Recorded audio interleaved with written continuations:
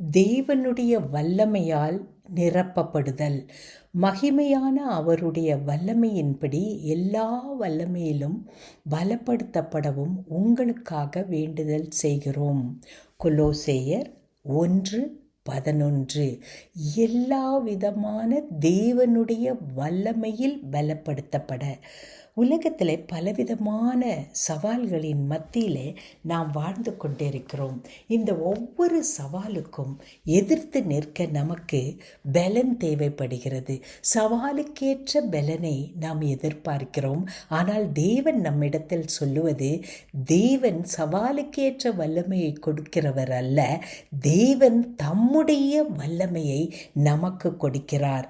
அது மகிமையான அவருடைய வல்லமையினால் நாம் என்ன செய்யப்படுகிறோம்? பலப்படுத்தப்படுகிறோம்.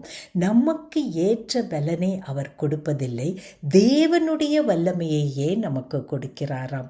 ஒவ்வொரு சவாலை எதிர்க்கவும் ஒரு பலன் தேவைப்படுகிறது. ஆனால் தேவன் கொடுப்பது தேவனுடைய பலன். அதனால் சவால் எவ்வளவு பெரியதாக இருந்தாலும், எவ்வளவு மோசமானதாக இருந்தாலும், தேவனுடைய வல்லமையை நாம் பெற்றுக்கொண்டு இருப்பதினால் எல்லாவற்றையும் நாம் என்ன செய்ய முடியும்?